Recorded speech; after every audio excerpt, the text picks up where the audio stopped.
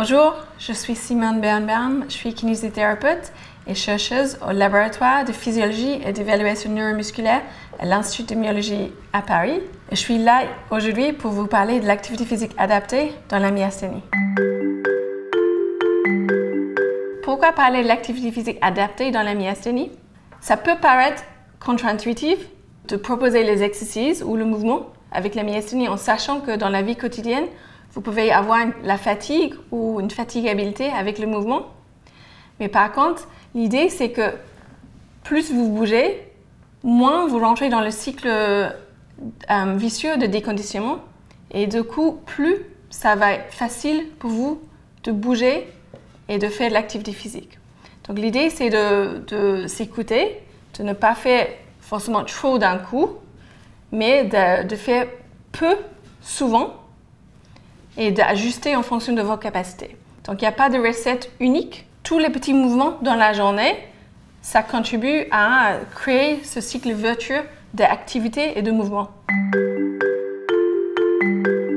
Ce qui sera intéressant, c'est de limiter le temps sédentaire au maximum. Le temps sédentaire, c'est quand on est assis ou allongé, on est éveillé. Donc ça peut être au travail, si on a un travail sédentaire sur un ordinateur, si on lit un livre, on regarde la télé, tout ça c'est du temps sédentaire.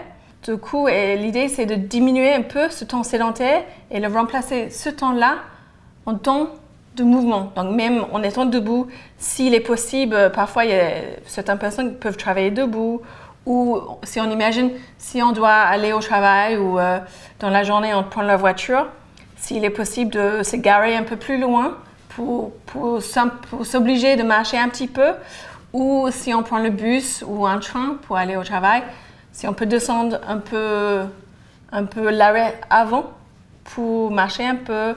Si jamais il est possible pour certains de prendre le vélo, si on peut se déplacer parfois en vélo ou vélo électrique et faire un peu. C'est à chacune de faire leur propre recette de comment ils peuvent ajouter un peu de mouvement dans la journée, mais en sachant que un petit peu, c'est toujours bien. C'est toujours un plus que d'être sédentaire. L'exercice ou l'activité physique, c'est un peu le médicament magique parce que le mouvement, ça a des effets sur tout l'organisme. Donc, ça nous fait du bien psychologiquement, donc c'est bien pour notre santé mentale, pour notre bien-être, pour notre confiance en soi. C'est bien pour notre organisme, pour notre système cardiovasculaire, cardio-respiratoire. C'est bien pour nos muscles. D'être debout, c'est bien pour notre système digestif. Ça améliore la participation sociale, le contact avec les gens. En fait, plus on bouge, plus on se rend compte qu'on est capable de faire certaines choses et du coup, ça nous donne la confiance en nous et en notre corps. Le moins on fait, le plus on devient déconditionné et du coup, ça devient plus difficile de bouger. Si on garde une régularité et on bouge un peu, souvent, c'est toujours plus simple de faire de l'activité. Il faut s'investir dans notre corps. Notre corps, parfois on s'investit dans nos maisons, on fait des rénovations, on ajoute, on change.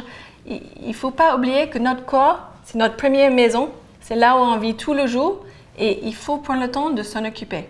L'idée, c'est que vous commencez progressivement. Il ne faut pas se lancer d'un coup très fort. C'est toujours bien de faire progressivement. Si vous n'avez pas d'idée, vous ne savez pas quels exercices faire, nous, on va vous donner quelques idées, mais vous n'hésitez pas aussi à vous faire aider par un professionnel de santé.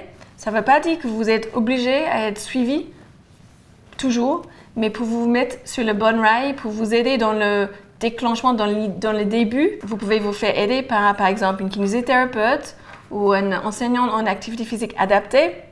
Et il peut vous donner des pistes, vous montrer des exercices, vous aider à trouver une activité que vous appréciez. Il y a certaines personnes qui préfèrent faire des mouvements seuls, faire des exercices seuls. Il y a d'autres personnes qui aiment bien être accompagnées ou en groupe. Et il y a un parti social où ça aide dans la motivation. C'est à chacun de trouver leur préférence. Mais ce qui est important, c'est toujours de trouver du plaisir dans le mouvement Et c'est ça qui va vous aider de pérenniser le mouvement. On peut aussi avoir des fluctuations de façon générale, non seulement parce que vous avez une myasthénie, mais parfois on se réveille, on se sent moins énergétique, moins bien. Et du coup, c'est à ce moment-là que vous pouvez ajuster votre activité de la semaine. Vous n'êtes pas obligé à vous forcer de vous imposer des choses tout le jour ou le jour où vous vous sentez un peu moins bien peut-être. Juste garder en tête qu'il faut rester actif toute la semaine, mais qu'on peut, parfois on fera moins, un jour on fera moins, le lendemain on peut peut-être faire plus en fonction de notre fatigue, notre niveau de fatigue ce jour-là. S'il y a des jours où on se sent un peu moins bien, on peut se focaliser sur les tâches quotidiennes.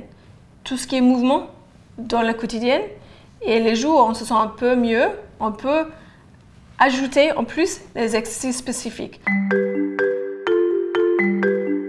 Il y a parfois des freins à faire de l'activité physique, non seulement notre ressenti dans notre corps, dans notre tête, mais peut-être ça peut être avoir accès à un vélo, une piscine, ou parfois on peut habiter quelque part, il y a la neige, on ne peut pas marcher dehors, c'est pas simple. Donc il faut trouver une activité qu'on peut faire qui est accessible pour nous. Il peut y avoir des contraintes financières également aussi. Ce qu'il faut garder en tête, c'est qu'il n'y a pas un exercice ultime. Le meilleur exercice à faire, ce sont les exercices que vous allez faire sur le long terme. Même si vous changez, en fait, on évolue, quelqu'un peut nous emmener faire une balade, peut-être avec des bâtons ou un racket, on découvre quelque chose qu'on aime. Donc ça peut évoluer, mais l'idée c'est que sur le moment, il n'y a pas une chose qui est la seule chose et la meilleure chose à faire, et si vous n'arrivez pas à le faire, il ne faut rien faire. Sur le moment, l'activité que vous faites, c'est la meilleure activité à faire. Parfois, on peut avoir des symptômes, par exemple, plus au bras, donc être vraiment fatigable au niveau bras, mais pas forcément aux jambes ou pas forcément en même temps. Et du coup, ça c'est un élément important à prendre en compte parce qu'à ce moment-là, si tel jour, vos bras sont très fatigables ou peut-être vous avez plutôt des symptômes au niveau des bras et pas aux jambes, à ce moment-là, vous pouvez privilégier un exercice qui stimule beaucoup plus les jambes. Je ne dis pas de ne pas stimuler les bras, il faut utiliser les bras quand même, mais vous pouvez faire un exercice plus long avec les jambes où vous êtes moins fatigable, où vous pouvez avoir les effets cardio-respiratoires, de santé mentale, et du coup au niveau du bras, faire moins d'exercices ou moins de répétitions ou des petits exercices plus souvent. Quand on parle de l'activité physique adaptée, on est dans la notion de santé et de bien-être. On n'est pas dans une notion de performance. Il y a plusieurs façons à aborder des exercices spécifiques. Parfois, il y a des exercices qui sont difficiles. Et dans ce cas-là, on peut tenter de faire une seule fois. Parfois, il y a des exercices qui sont plus faciles pour nous.